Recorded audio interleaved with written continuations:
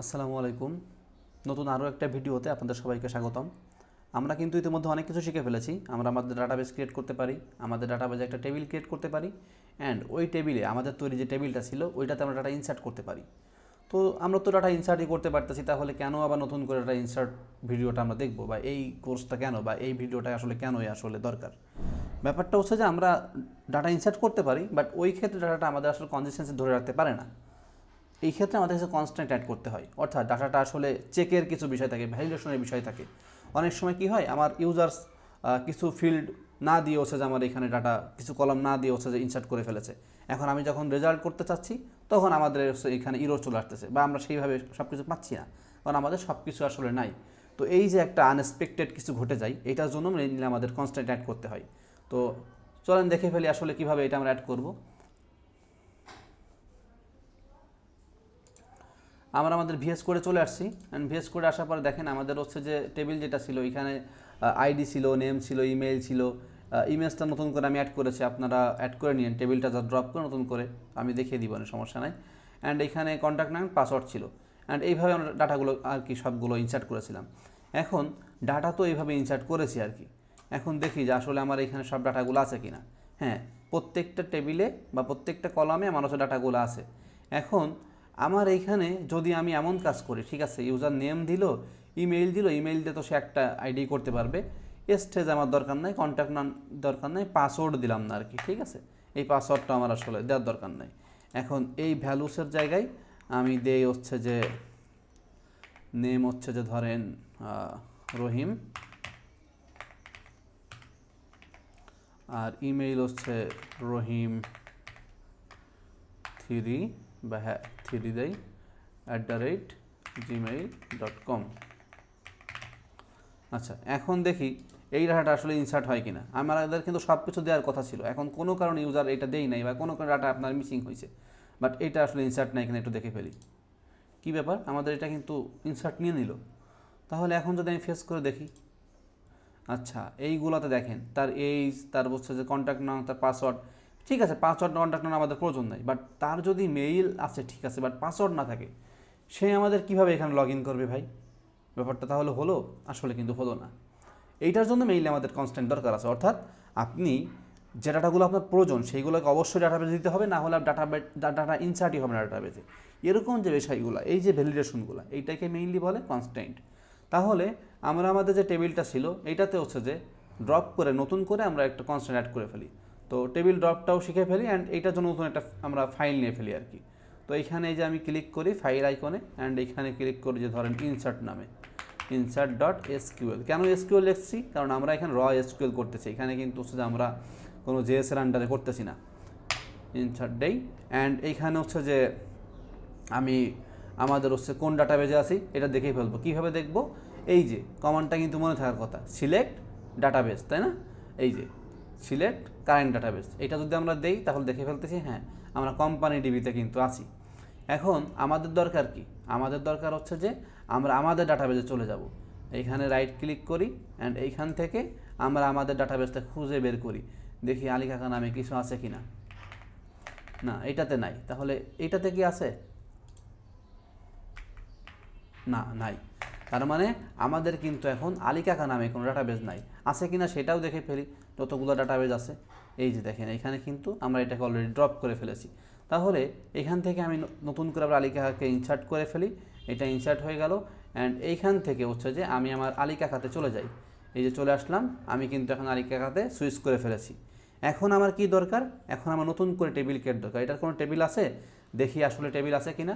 এটা কিন্তু আপনারা এইভাবে কমান্ডেও দেখতে পারেন, অ্যান্ড আপনারা যে এক্সটেনশনটা ডাউনলোড করছিলেন, এই যে ডাটাবেজ আইকন চলে আসছে এখানে, এইখানে যান, যাওয়ার পরে এটাতে এই যে এইখানে ক্লিক করেন, আলী কাকাতে যান, যাওয়ার পরে পাবলিক নামে যে স্কিমা, এর নিচে এই যে পাবলিক স্কিমা দেখেন, এইটাকেও যখন আপনারা এই করবেন দেখেন টেবিল, নো টেবিল ফাউন্ড, তার মানে আমরা এখনও কোনো টেবিল এখানে ক্রিয়েট করি নাই। তাহলে আমরা একটু ক্রিয়েট করে ফেলি টেবিল। তো টেবিল ক্রিয়েটের জন্য তো এখন আমি দেখাচ্ছি না, এটা তো ছিলই, জাস্ট দুইটা বিষয় অ্যাড করবেন, সেটা হচ্ছে যে আমি একটু করে দেখাই। আমি এখানে এজ অ্যাড করতে চাচ্ছি, এজটা কী হবে? ইন্টিজার, কারণ এটা তো হচ্ছে নাম্বার হয় আর কি। অ্যান্ড এই এজের একটা আমি চেক দিব যে এই এজটা আমার হচ্ছে যে 18 বছরের নিচে কেউ আমার এখানে অ্যাকাউন্ট করতে পারবে না। মানে এটা যদিও যুক্তিসঙ্গত না, বাট আমি দিয়ে এসছি আর কি। এটা একটা কনস্ট্যান্ট এই যে চেক দিলাম সিএইচসিকে চেক, অ্যান্ড এইখান থেকে কী কাকে চেক দিতে চাচ্ছি, এসকে কী বলতে চাচ্ছি যে মানে এই যে 18 বছরের উপরে বা এই 18 বছরের উপরে আমার সকল ইউজার্স এখানে অ্যাড হতে পারবে, এছাড়া কেউ আমার এখানে অ্যাড হতে পারবে না। এখন যদি আমি এইটাকে হচ্ছে যে আসলে ইনসার্ট দিব না, এটার সাথে আমি আরও কিছু কনস্ট্যান্ট অ্যাড করব। কী কনস্ট্যান্ট অ্যাড করব, আমার এইখানে এই যে নেম, এই নেমটা আমার অবশ্যই দরকার, অর্থাৎ যেটাকে দরকার সেটাকে আমরা কি বলি এসকিউএল ভাষায়, নট নাল। তাহলে নট দিলাম, নট নাল, অর্থাৎ আমার এটা অবশ্যই থাকতে হবে, নট নাল, বলে খালি হতে পারবে না। এখন ইমেইলটা ইউনিকের ক্ষেত্রে আসলে কি হয়, ইউনিক কনস্ট্যান্ট দুইটা কাজ করে। একটা হচ্ছে আপনার এইটাকে অটোমেটিক ইন্ডেক্সিং করে, অ্যান্ড এইটা হচ্ছে যে ইউনিক করে, বাট এইটাকে নট নাল আপনার ইনশোর করতেছে না। তাহলে আমাকে এইখানেও কিন্তু নট নালটা বলে দিতে হবে, কারণ আমার ইমেইল ছাড়া কিন্তু ইউজার লগ ইন করতে পারবে না, বা আমি তাকে কোনোভাবে আসলে মানে তার কাছে রিস্ক করতে পারবো না আর কি। এখন ব্যাপারটা হচ্ছে যে ইন্ডেক্সিংটা হচ্ছে ভাই, আমরা একটা যখন বই পড়ি, একটা বই ধরেন 500 পৃষ্ঠার, এখন এই 500 পৃষ্ঠার কোথায় কী আছে, প্রথমে একটা সূচিপত্র থাকে যে ঠিক আছে 5 নম্বর পেজে আমার দেশ কবিতাটা আছে, অ্যান্ড 20 নম্বর পেজে আমাদের স্বাধীনতা সম্পর্কে বলা আছে। এই যে সূচিপত্রটা, এটাই হচ্ছে ইন্ডেক্সিং। ডাটাবেজে আমরা ইন্ডেক্সিং কেন করি, যাতে করে আমাদের কোয়েরিটা ফাস্টার হয়, অর্থাৎ ওই যে আপনার 20,000 ডাটা আছে, 20,000 ডাটা যাতে না পড়া লাগে, প্রত্যেকটা রিড অন করে না পড়া লাগে, যার সূচিপত্র ধরে ওই পৃষ্ঠায় যে ওইটাকে খুঁজে এনে দ্রুত ইউজারকে দেওয়া যায়, ইউজার এক্সপিরিয়েন্সটাকে সুন্দর করে, অ্যান্ড আমাদের কোয়েরিগুলোকে ফাস্টার করে। এটার জন্য আমাদের ইন্ডেক্সিং দরকার হয়। তো যেহেতু হচ্ছে যে আমরা ইমেলের মাধ্যমে ইউজারকে খুঁজবো, তো সেই ক্ষেত্রে আমাদের ইউনিক ইউজ করলে আর ইন্ডেক্স ইউজ করা লাগবে না, বাট নট নালটা আমাদের কিন্তু ইউজ করতেই হবে। এখন আমি এটাকে নট নাল দিয়ে দেই। আচ্ছা, এসটা আমাদের থাক, যে এসটা দিলে দিল, না দিলে না দিল আর কি। আচ্ছা, এরপরে হচ্ছে যে কন্ট্যাক্ট নাম্বারটাও ঠিক আছে, আমরা কন্ট্যাক্ট নাম্বারটা ফ্লেক্সিবল রাখলাম, বাট পাসওয়ার্ডটা আমাদেরকে দিতে হবে আর কি, নট নাল। আর কি রেডাক্টও আমাদের দেওয়া লাগবে না, এটা অটোমেটিক্যালি আসে। তো তাহলে আমরা এই বিষয়গুলোকে কনস্ট্যান্ট অ্যাড করলাম। কি কনস্ট্যান্ট অ্যাড করলাম ভাই, এই যে আমাদের এই প্রাইমারি কি, তো এই প্রাইমারি কির একটা বিষয় আছে। প্রাইমারি কি মানে হচ্ছে যে 3টা বিষয় আপনার ট্রু হওয়া লাগবে। ফার্স্ট, আপনার নট নাল হতে পারবে না। সেকেন্ড, এইটা হচ্ছে ইউনিক হবে। অ্যান্ড থার্ড, এটা অটোমেটিক ইন্ডেক্সিং হবে। তার মানে প্রাইমারি কি ইউজ করলে, এবং একটা টেবিলে কিন্তু সবগুলো আপনি তার মানে প্রাইমারি কি ইউজ করতে পারবেন না, একটা প্রাইমারি কি ইউজ করতে পারবেন। তো এটা কিন্তু প্রাইমারিকে ইউজ করে ফেলছি, অ্যান্ড এটা আমি নট নাল করলাম। ইমেইলটাকে নট নাল অ্যান্ড ইউনিক করলাম। আমাদের এসটাকে একটা চেকের মধ্যে দিলাম, যে এসটাকে আপনার চেক দিতে হবে, অ্যান্ড কন্ট্যাক্ট নাম্বারটা আমাদের ফ্লেক্সিবল রাখলাম, অনেক সময় দিলে দিল, না দিলে পরে আপডেট করলো। পাসওয়ার্ডটা আপনাকে দিতে হবে। এই বিষয়গুলো না দিলে আপনি ডাটা আর ক্রিয়েটই করতে পারবেন না। তো আমি তারপরে একটু দেখে আসি আমি কোন ডাটাবেজে আছি। আমি যদি এখন দেখি যে আমি আলী কাকাতে আছি, অ্যান্ড এইখানেও যদি আমি একটু সার্চ করে দেখি যে আসলে কারেন্ট ডাটাবেস কোনটা, কোম্পানি ডিবি, তাহলে আমি এখান থেকেও একটু হচ্ছে যে চলে যাই আলী কাকাতে। হ্যাঁ, আমি এখন আলী কাকাতে চলে আসছি, অ্যান্ড আবার একটু সার্চ করি, চলে আসছি আলী কাকাতে। অ্যান্ড আমার টেবিলটা ক্রিয়েট হবে কোথায়, এই আলী কাকার মধ্যে আমি হচ্ছে ক্রিয়েট করতে চাচ্ছি। এখন আমি যদি এইখানে হচ্ছে যে এইটাকে রান করি, তাহলে দেখি কি হয় আসলে। আমার কিন্তু এটা সাকসেস হয়ে গেছে। অ্যান্ড এইখানে যদি আমি এই যে একটু রিলোড দিই, দেখেন আমার এইখানে ইউজার্স টেবিলটা চলে আসছে, অ্যান্ড এখানে যতগুলো কলাম ছিল দেখেন সব কলামগুলো কিন্তু এখানে চলে আসছে। এখন আমি একটু ডাটা ইনসার্টে আসলে যাই। ডাটা ইনসার্টে যাওয়ার জন্য আমি এইটাকে জাস্ট একটু মানে কপি করি, অ্যান্ড যেহেতু ইনসার্টের কাজ এখানে করতেছি, আমরা এখানে চলে যাই আর কি।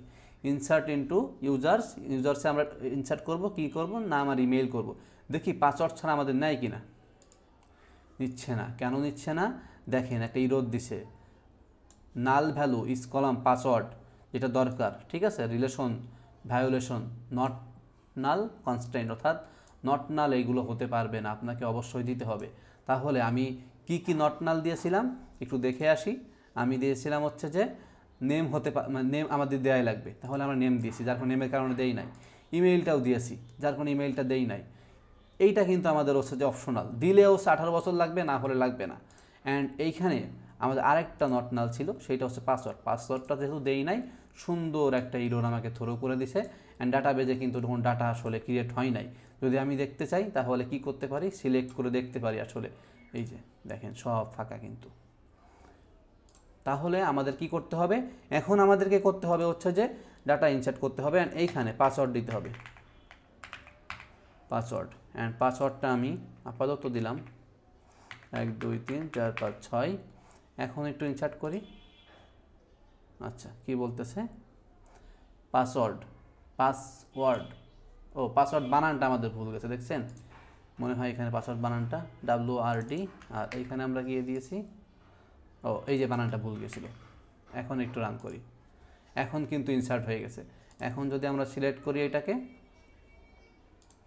দেখেন যেগুলো আমাদের হচ্ছে যে এইখানে হচ্ছে যে নট নাল বলেছিলাম সেইগুলো অবশ্যই হচ্ছে যে আমাদের আছে, আর যেগুলো আমাদের ফ্লেক্সিবল ছিল সেগুলো না দিলেও এখানে নাল বলে দিচ্ছে আর কি। তার মানে কিন্তু আমাদের এটা তৈরি হয়ে গেছে আর কি। অ্যান্ড এইখানে ইউজার্স এখন মানে তার পাসওয়ার্ড, ইমেইল এবং নাম ছাড়া কোনোভাবেই তার ডাটা ইনসার্ট করতে পারবে না। এখন আমরা দেখি যে আসলে এস যেটা দিয়েছিলাম এসটা আসলে কাজ করে কিনা। যেহেতু হচ্ছে যে এজের একটা ব্যাপার আসবে, তাহলে আমরা ইনসার্টের ক্ষেত্রে আবার চলে যাই অ্যান্ড এইখানে লিখে দেই যে নট নাল কনস্ট্রেইন্ট। আচ্ছা, এইটা গেল। অ্যান্ড এইটাকে হচ্ছে আমি একটা কপি করে ফেলি অ্যান্ড এইখানে লিখে দেয় হচ্ছে যে চেক কনস্ট্রেইন্ট।